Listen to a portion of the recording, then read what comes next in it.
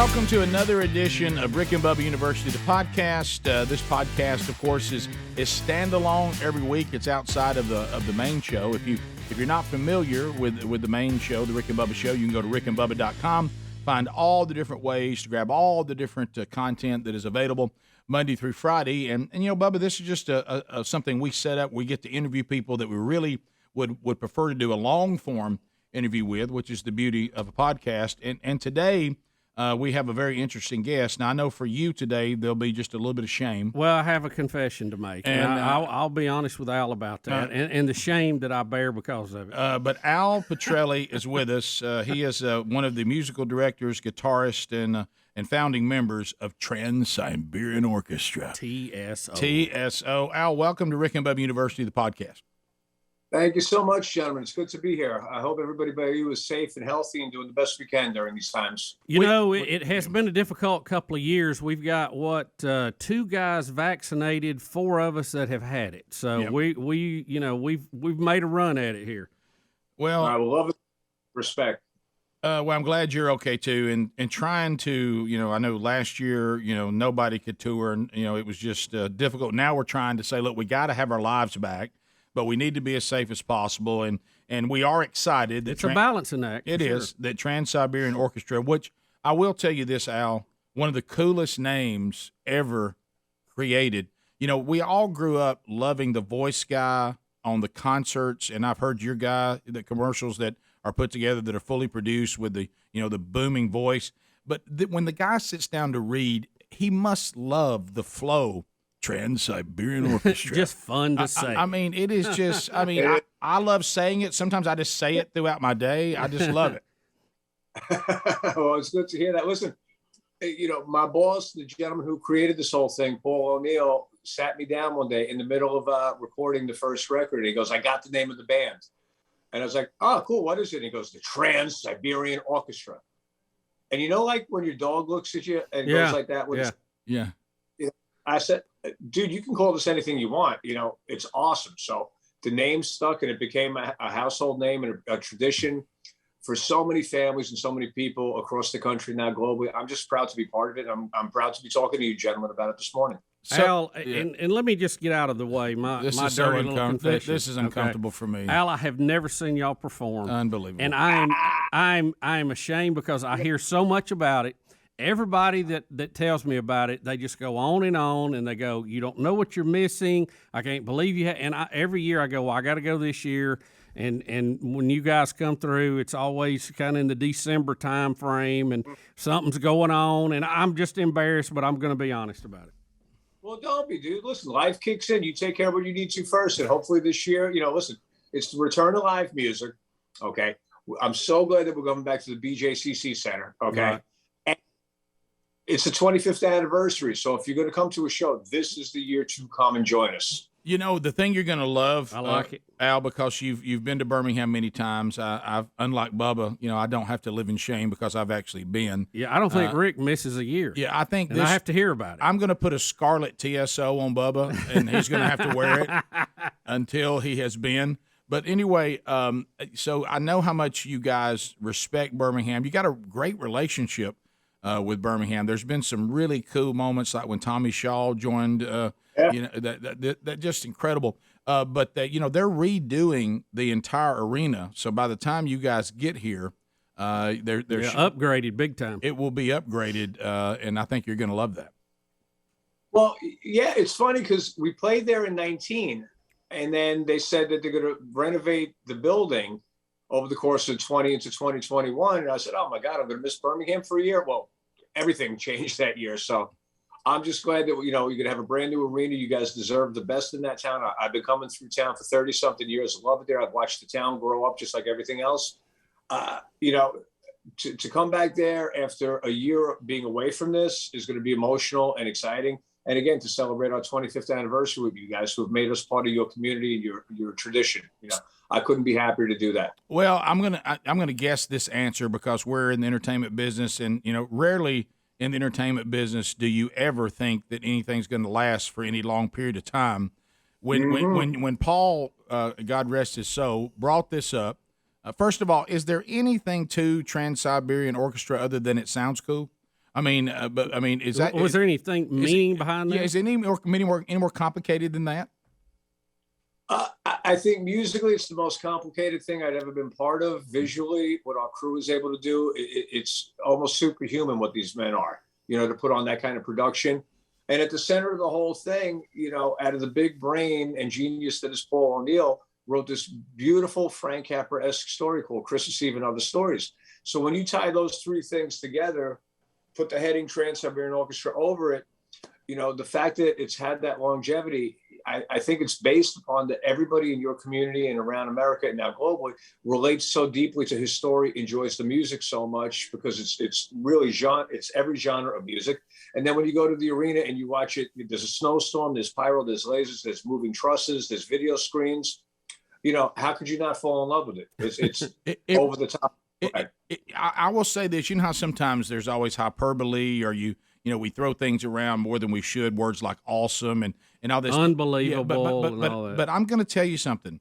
I went to see, which I think if it's possible to see the original show, okay, which is what I saw. But the thing you can't do, which is a compliment to everything you guys have put together and the vision that Paul had, and I know that has now continued.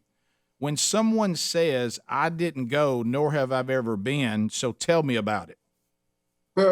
You can't do it. I mean, I always just say, I can't, there's no way that I can describe it that you would go, oh, I get an idea of what I'm going to experience. It's a show. Yeah, I use the word show. Yeah, it is a show. You have to go, and there is no other. And I'm glad that there's been attempts to put it on, TV and record it.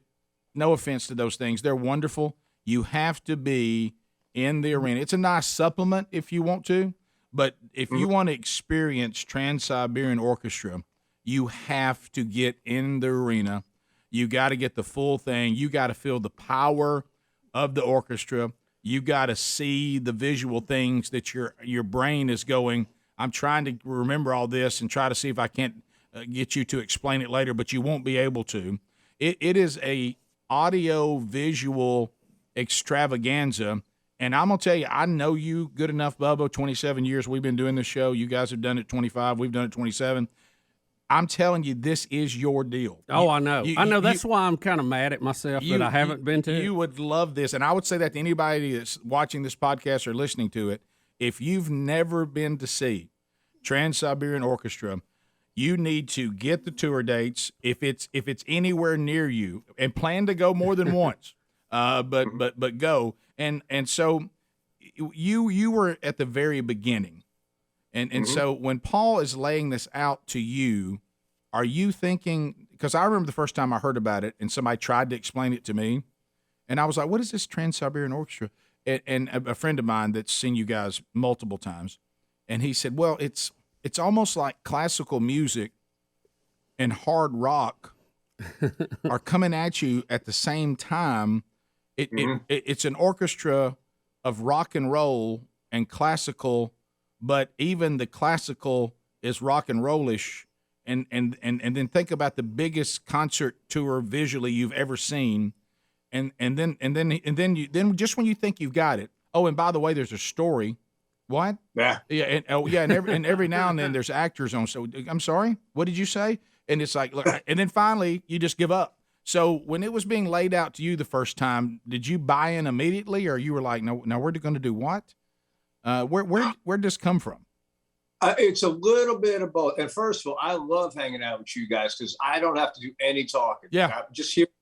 You're trying to explain something that I've been trying to 25 years, dude, and I stumble every time. So let's go back to the beginning. Okay. Right? Yeah. I've known Paul O'Neill since about 1985.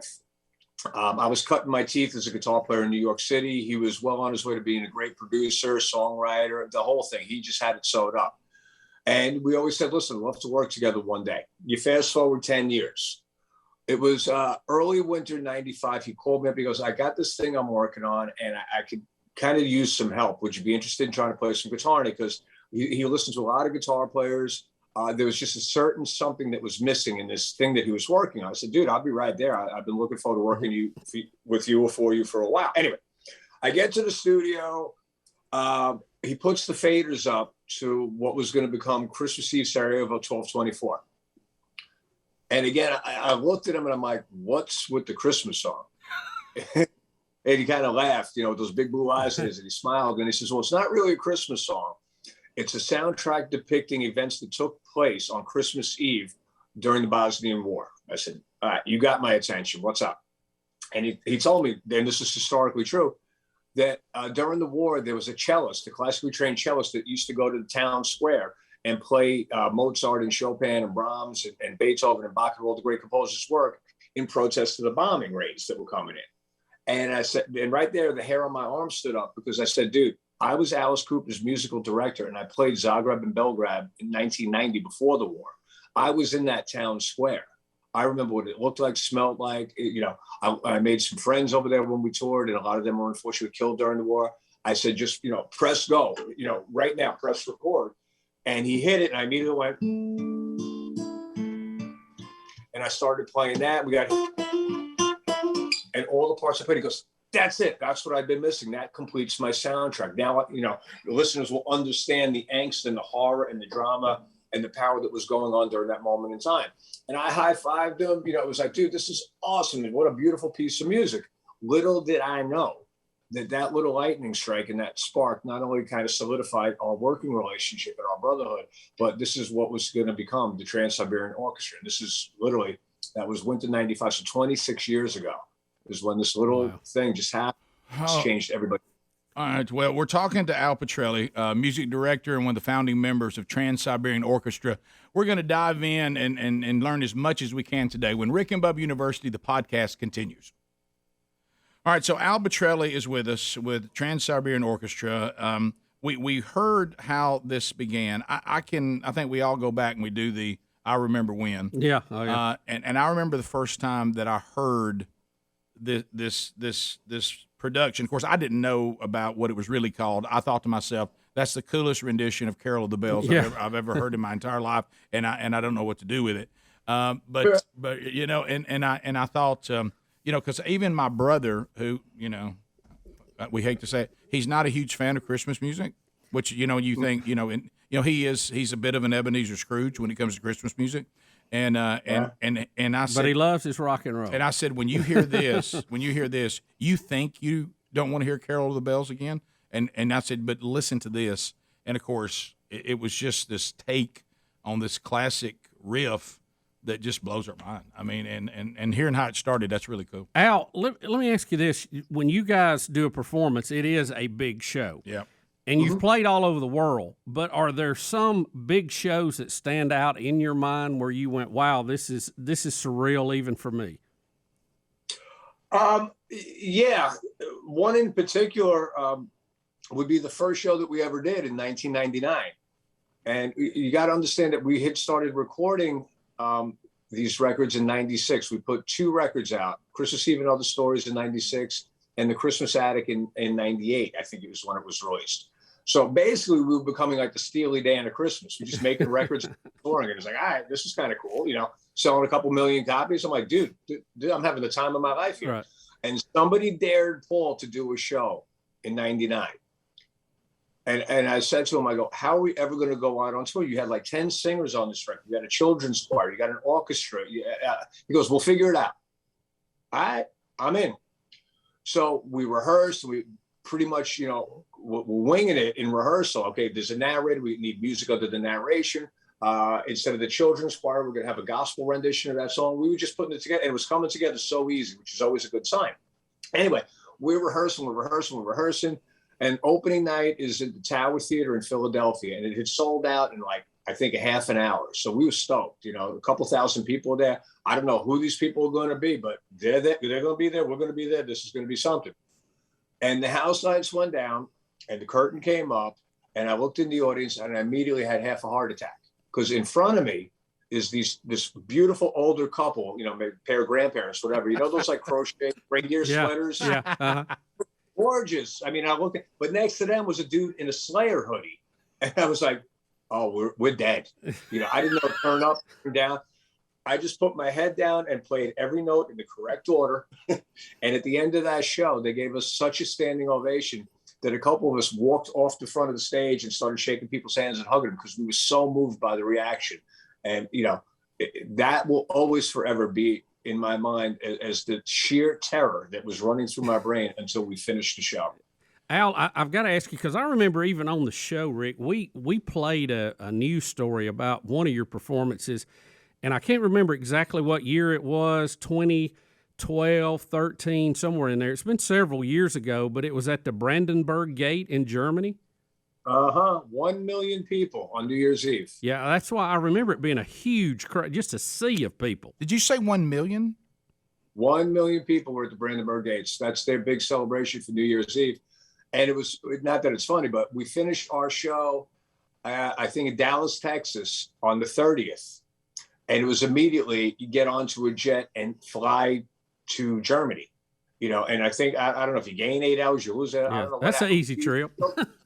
Yeah. We showed up and, fortunately, I wear these things and without them, I can't see 2 feet in front of me.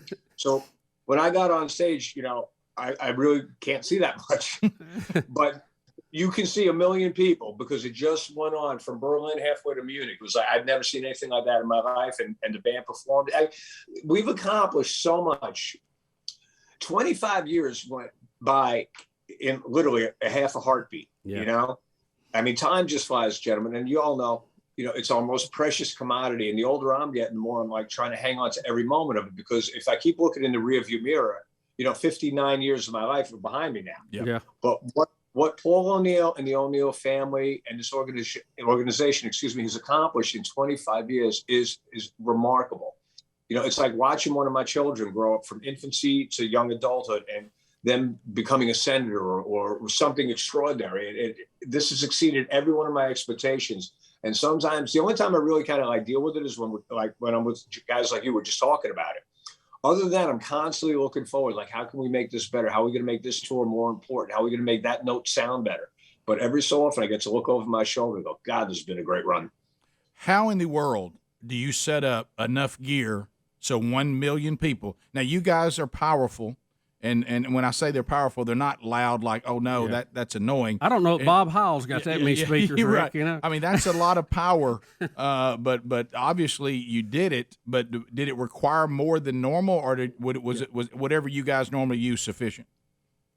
No, it was all supplied there. I mean, and again, there's a kind of, my job is to run the band musically. Okay. I have the great privilege of being surrounded by some of the best department heads and crew guys and tech guys on God's earth. So I never once questioned what's going to, just tell me where to plug in, boys. Hand me the keys. I'm going to do my thing. Then I'm going to hand you the keys back and I can say, see you later. You got to understand that our crew, most of them have been with us for the better part of 20 years. Remember, we started in 1999 was the first show. 1 box truck, 2 buses, and a fog machine is all we had. We thought we were the coolest thing then, dude, And the trajectory, we've grown up over the years to the point where the crew has 30 days to set up for the first show. We get into production rehearsals about a month before the downbeat of opening night. 30 days, and they're rehearsing the show just like we're rehearsing the show. They even rehearse how to back the trucks into the arena in a specific order. They got it down to a science because they got 6 hours to set up for the second show. Right. A lot of these cities, it's 2 shows a day. So they got it down. We could not ever in a million years do our job without, I think we have about 85 guys on our crew. So, Al, is it just one crew? You don't have 2 that can one go in front of the, y'all do it with one crew, which is amazing. No. That's it. I got my buses, my trucks, my crew, my band, go that way. And every day a dash. They'll have it torn down by midnight and we'll drive 400 miles and they'll start setting it up at 6 o'clock in the morning. And again, they are amazing. So you probably mentioned the number in that, but say that one more time. When you talk about band, crew, performers, all the lights and things that go along with that, promotional, when we say TSO, how many people is that total that has to go from venue to venue? Well, remember that you got cut up into 2 bands in 2000. So any number that I give you just in your head, double, okay? Right. 99, we did 7 or 8 cities. In 2000, promoters all over the country wanted shows. We could physically not go from Boston to Seattle to Texas to Birmingham. It was not going to happen. So Paul O'Neill pointed to me, goes, you go that way. rest go this way, and we'll figure it out. Again, something unprecedented, but I just looked at it. I'm in, coach. We're good. Anyway, so when I finished in 2019, the last show was at the Allstate Arena in Chicago, and I said goodbye to everybody in the band and the crew. There's 85 people on our crew, 17 people in the band, a 6-piece orchestra, 21 tractor trailers, and 12 buses. That's just for my band. Not to mention, again, double that for the East Coast bunch. It's grown up from a really great musical art form into this extraordinarily huge production. Well, yeah, because that was what I was, and I'm going to use this analogy, and I do think it fits. So really, because I learned that early on from my friend that was obsessed with you guys. He said, well, now look, when you go to this show tonight, we may get this band or that band. And I'm like, what are you talking about? He said, well, it's just like Ringling Brothers and Barnum and Bailey Circus. Or the Globetrotters. There's the red team and there's the blue team, when the circus was still on the road.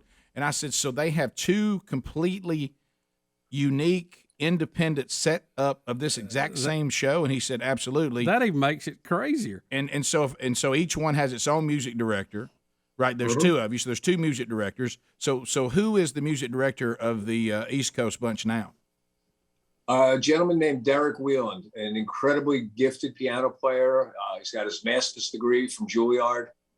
He's like one of those guys. He's so good, it's scary good, And Derek got involved. He was actually in the band with me, starting, I think, back in 2004, 2005. And I heard this guy play piano. I'm like, okay, come over here. I got you. And we toured together for about 8 years. And when the original MD on the other coast, Bob Kinkle, decided that, he wanted to just stay home, whatever the circumstances were, it made perfect sense to have Derek go over there and run that shit because, we've been working together for so long. We want the bands to sound as identical as two bands can sound, given, the chemistry of live music. But the funny thing is that when we go to the Mid-America Center, which is in just over the river from Omaha, Nebraska, in Council Bluffs, Iowa, both bands set up one at one end of the arena, one at the other end of the arena. And on alternate days, we'll take the big stage. Like I'll be on the big stage with my band, like running the pyro hits, the laser stuff, the moving trusses. The other band will be in like a locker room rehearsing like the nickel dime parts of the music.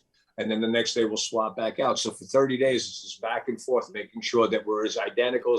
Wow. So that is the dividing line. Right. Yeah. Not cross the equator. Don't come on my side. Don't come. Well, we'll come back and we'll continue because I want to talk about this 25th anniversary in this tour and how many places we're going and what we can expect when we go out to catch this tour. So stay with us. We'll come back more with Al Pitrelli of TSO when Rick Bubba University, the podcast, continues. So, Bubba, you and I have been, at this quite a while, and we've had products that have come and they have gone, and some have really resonated with the audience. Others, didn't, and some somewhere in between. But Raycon and these earbuds, it's interesting that we're talking on this podcast about incredible music. Look, it's such a waste for somebody to go to all the effort for this recording to sound so incredible, and then you're playing it through something inferior. But I know a lot of times when it comes to earbuds, and we're all using these now. If you don't have earbuds, you're nothing anymore. Oh, yeah. You can't go out for a walk without them. But what happens is you think, well, yeah, I'd like to have the quality of that, but wow, the price. And then some of them look odd, hanging out of your ears and all that. But with Raycon, these earbuds are about half the price of some of the brands out there. They also are much more discreet. They have really cool colors, and I like that they have multiple gel tips because some of our ears are different shaped. So they not only look better, they feel better, and of course they sound better than ever. And they've got that improved rubber oil look and feel, which was really, really comfortable in your ear. And they've got 3 new sound profiles too to make sure that you're listening to the sound that you like the best. It's got just the right amount of bass, in the pure mode there, and it's for podcast listening, blues, instrumental. A balance mode would be for podcast listening, but then more like Trans-Siberian Orchestra, more of a heavier rock sound. And then their bass mode is, kind of like you like hip hop and reggae and things like that. You literally can change what your earbuds to be customized to what you're listening to. So if you'd like to get yours right now, it's got a 45 day happiness guarantee. If you don't love them, they'll replace them or give your money back. Go to buyraycon.com/RickBubbaPod for 15% off. That's on top of their great price. So that's buyraycon.com/RickBubbaPod for an additional 15% off. buyraycon.com/RickBubbaPod. So we had the pleasure today on Rick and Bubba University, the podcast, to talk to Al Pitrelli, music director and founding member of Trans-Siberian Orchestra. Just like 2020 is a year that, oh my goodness, and no tour. We felt so isolated. We really struggled trying to find something to do. We didn't know what we were dealing with, and we were kind of just figuring it all out. But great news, the 25th anniversary year, Trans-Siberian Orchestra will be on full tour. And Al, I know there's a lot of excitement that goes with this. So let's talk about, you don't have to give us the whole, set or whatever, but I'm going out. I love Trans-Siberian Orchestra, or I'm Bubba, and I'm finally going in to see this. I'm coming into the arena in my city where you guys are playing. What am I going to get? What is the show going to feature? Well, first of all, it's going to be the excitement and the energy of the return of live music. Yes. I think is the first thing that everybody's going to sense walking into an arena. Okay?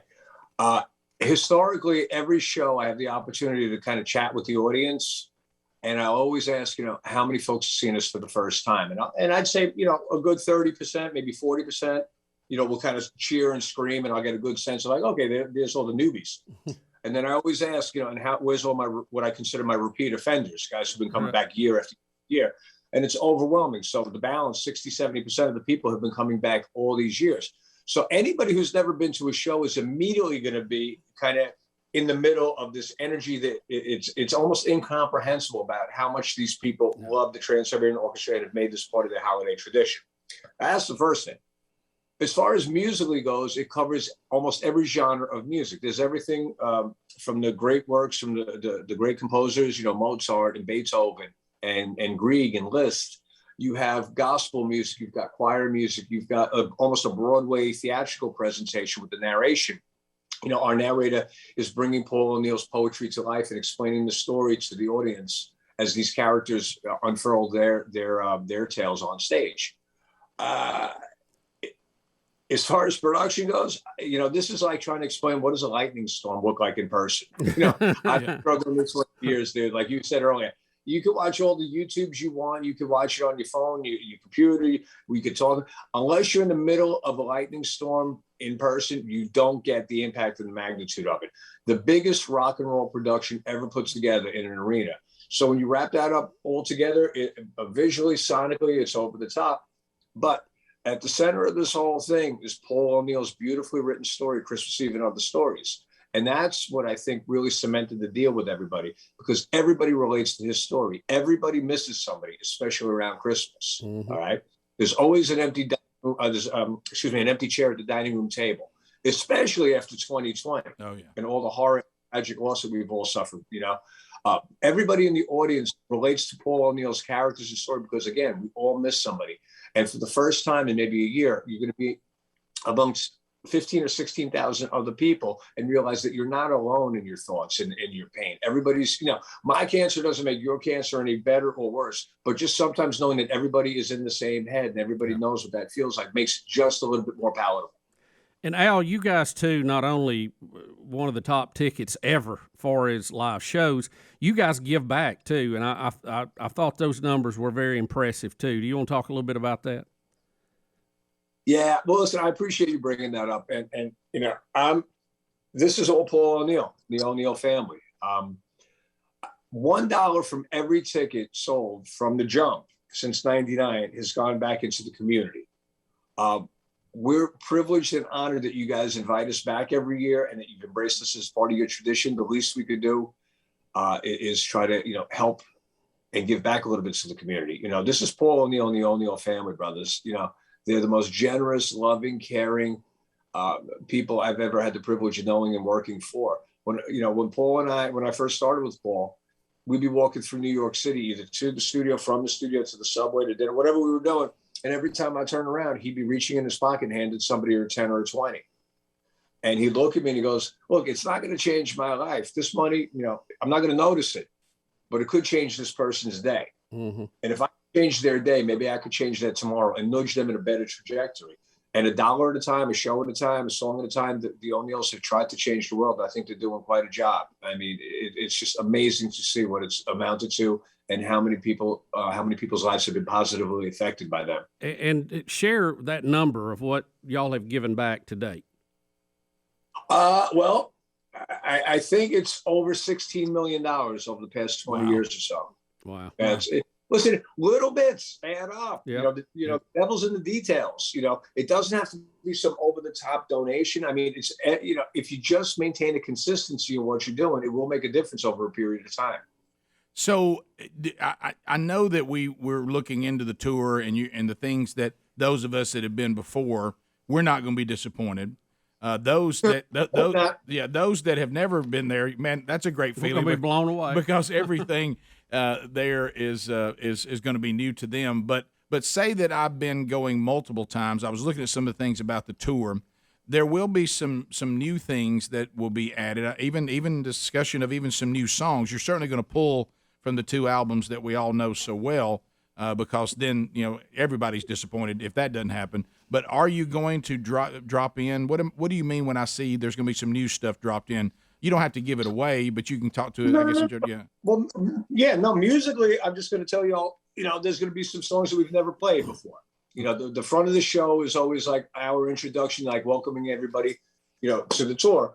We wanted to make the intro extra special this year, considering like we weren't around last year. And we want to set the tone for the rest of the evening. The centerpiece of the show, again, is Christmas Eve and Other Stories, top to bottom, soup to nuts, with the narration. And the back half of the show is when we get to have some fun and, again, bring out some songs we've never done before as well.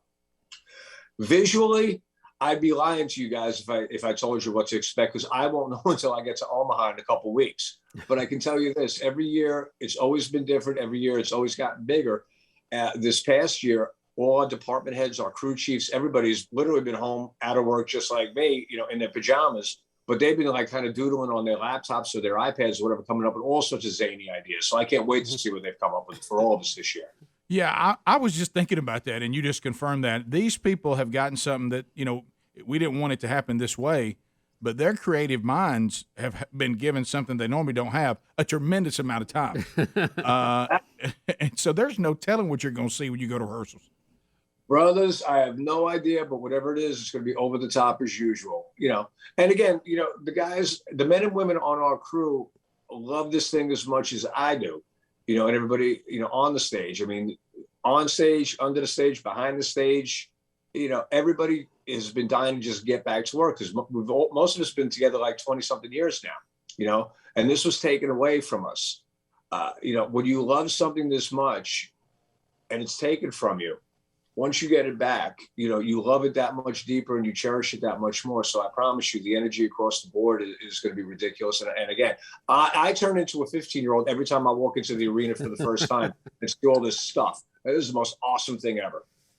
Yeah, that's all. I hate to use the Christmas analogy, but that's like a little kid going, waking up on Christmas morning right. and seeing what everybody's got out there.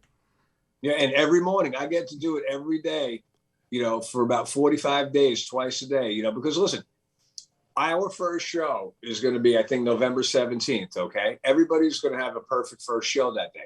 But when I get to see you guys not too long after, it's your first show. Might be my 10th, but it's going to be your first show of the 2021 season. Right. That means it makes it my first show all over again. So I kind of like live Groundhog Day for a couple months. Awesome. We'll come back and we'll wrap up the podcast and spend one more segment talking to Al Pitrelli. Exciting news, Trans-Siberian Orchestra, the 25th anniversary tour is scheduled, and they will start rehearsing here in a couple of weeks, and then it'll kick off on somewhere around November the 17th. You can get all that information by going to trans-siberian.com. We'll be back with Al Pitrelli when Rick and Bubba University, the podcast, continues. All right, so Bubba, you and I are all about looking for a product maybe based on the way we see the world, because sometimes we're, using other products. We're like, man, I don't necessarily disagree with the way this company does that or the way they see that, but man, I don't have any other option. So unless a better option or an equal option comes along, I'm stuck where I'm stuck. Yeah, what do you do? Well, when it comes to your cellular service, if you're not pleased with where you are and you think maybe there's not an option out there because you don't want to lose service, like we've even said with you and I, and we never want to try to get somebody to use a product out of guilt. We need to move to another product because the other product has merit. And Patriot Mobile has really, really done a great job of offering, another way for you to get your cellular service. And maybe you're more, it's the only American Christian conservative wireless provider. They offer broad nationwide coverage. In fact, and this is the part that you may not know, they use the same towers as all the major carriers. So the service is not going to be reduced. Patriot Mobile has plans to fit any budget, and their 100% U.S.-based customer support team provides exceptional customer support. Now, more importantly, Patriot Mobile shares, maybe the points of views, and they believe in religious freedom and constitutional rights, and their veteran and first responder hero program is fantastic. So go to patriotmobile.com/Rick Bubba, or you can call them at 972-PATRIOT. You get free activation, by the way, with the offer code Rick Bubba.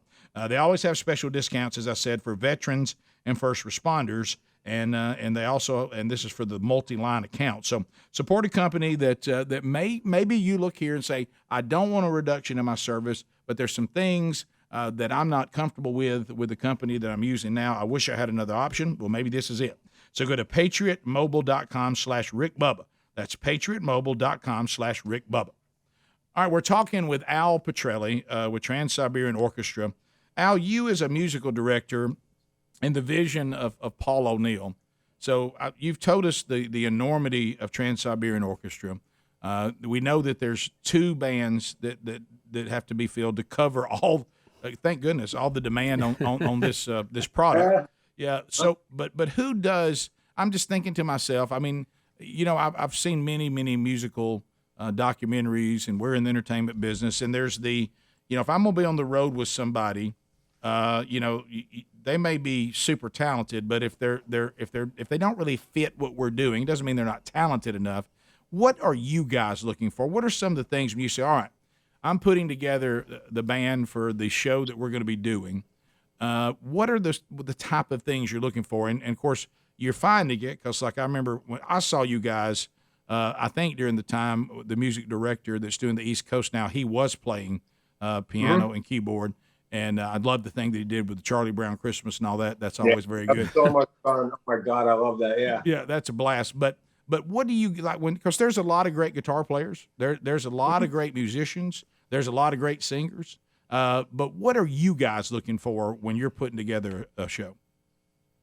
Well, first, obviously, you have to be able you got to be able to play, and you have to be able to play any particular style authentically. So not too many people can go from playing a Chopin piece to a Dr. John style stride piano piece. There's not that many.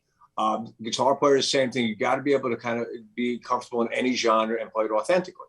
So that's the first thing. Equally as important to that is you have to be completely selfless, because this is not going to be about you. This is about bringing Paul O'Neill's story to life. It's not being Edward Van Halen, rest King Edward's soul. It's not about being in like a traditional rock and roll band where everybody's a rock star. This has nothing to do with it. You're part of an ensemble. It's like when you're building a house, the band is the foundation for this beautiful dwelling that sits upon the foundation. If there's any crack in the foundation or part of the foundation is not intact, the house can fall down. All right. My job is to make sure that everybody in that band understands you'll have your moment to shine. That's fine. But the rest of the time, you're in a supportive role for the singer, the song, and especially Paul O'Neill's story, because that's what people have fallen in love with. And you have to be okay with like a certain level of anonymity on stage. And I'm living proof of this. I was doing opening night in 2007, come running across the stage with my arm in the air in the middle of a good guitar solo, jumped like a 25-year-old, landed like a 45-year-old, and broke my leg, snapped my ACL in the middle of the show. Oh, no. And finished the guitar solo, sat down and played. Of course, as it should be. the rest of the show, and the audience kind of looked at me as like, that's a little weird. You know, Al's having such a, introspective moment, sitting down, huddled, it looks like he's almost in pain. He really must be feeling the song. I have no idea. So anyway, the lights go down and the crew like, what happened, boss? I'm like, I don't know, get me out of here. I'm screaming this thing, that hurt. Anyway, they put me on a bar stool down off the stage, and I did the rest of the show there. And within about 2 or 3 songs, the audience was kind of like, oh, okay, we're back to the show. You got to be cool with that. And if you want to be downstage center in the spotlight all the time, this is not going to be your home. Save yourself the anxiety, save the headaches. Go, good luck with whatever you want to do. In this ensemble, this is your role. You have a supportive foundation style role to make sure that Paul's story is alive and well and comes true every day. So are most of the people in the, how many, what's the turnover? Does it say? Very, no, hardly ever. I mean, maybe once every couple of years, somebody will move on to something else, or some of the gals decide they want to start families or something like that. But this band, I mean, the band itself has been intact for probably since the jump. I mean, again, when Derek left to be the MD on the East Coast band, we ended up getting Vitaly Kupriyan on that keyboard position, and he ain't going anywhere. Listen, my ex-wife is the ugly piano player. We loved this band. We were married. We started working together in TSO, and then we got divorced, and we're still bandmates and best friends. We love what we do. It would take a lot. It would take what happened last year to kind of, thwart our efforts, if you will. Al, I've got to know, because in a production this big and the schedule, I just can't imagine, because y'all get so much done in a pretty quick amount of time. What does your average day look like? Tell us what an average day once the tour starts looks like for you. Usually, it's up pretty early. If I have some press to do, like you guys and I are talking today, so, there's some TV station appearances or radio things. I want to get up and I want to kind of work out for an hour, have about 11 cups of coffee so I can be on the verge of an anxiety attack, get to the venue by, I don't know, 10 a.m., give or take, figure out if there's anything we have to fix from like the previous night's show, or, anything happened that we want to address. If not, just kind of chill for a little while. For a 3 o'clock show, sound check is usually around maybe 1 o'clock, 1:30. Make sure everything's tuned up right, whatever the crew needs from us to do to, again, if there's anything to fix. And then it's like, downbeat at 3 o'clock, get off stage at 5:30, kind of towel off for a couple minutes, catch your breath, and do it again at 7:30 or 8 o'clock. Finish the show by, let's say, 11. Historically, there's always been a pretty big meet and greet and autograph line that we'll do.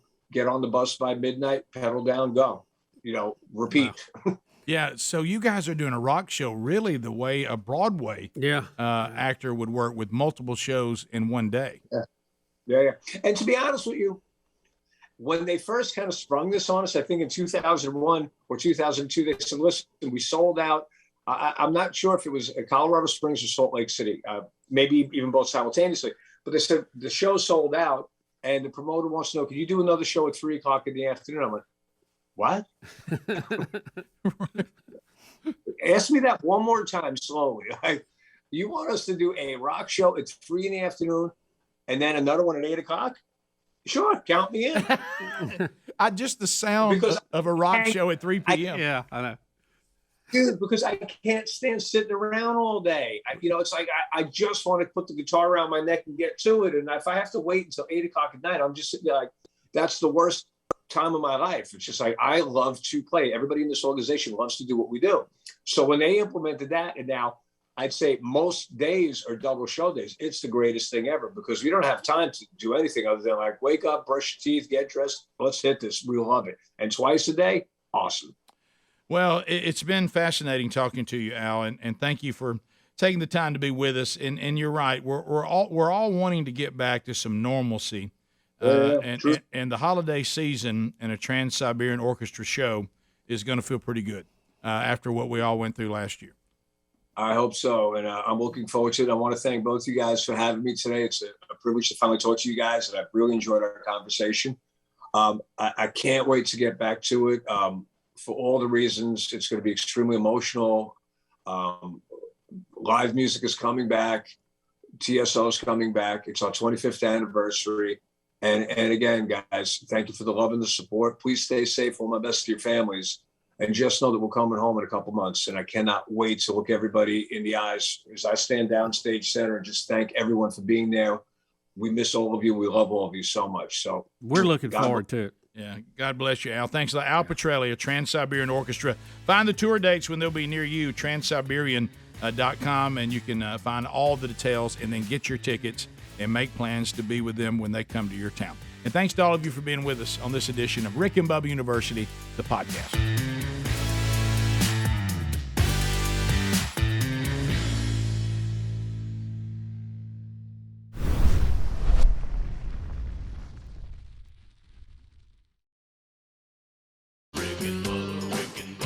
This is the Rick and Bubba Show. Watch more at blazetv.com/Rick and Bubba.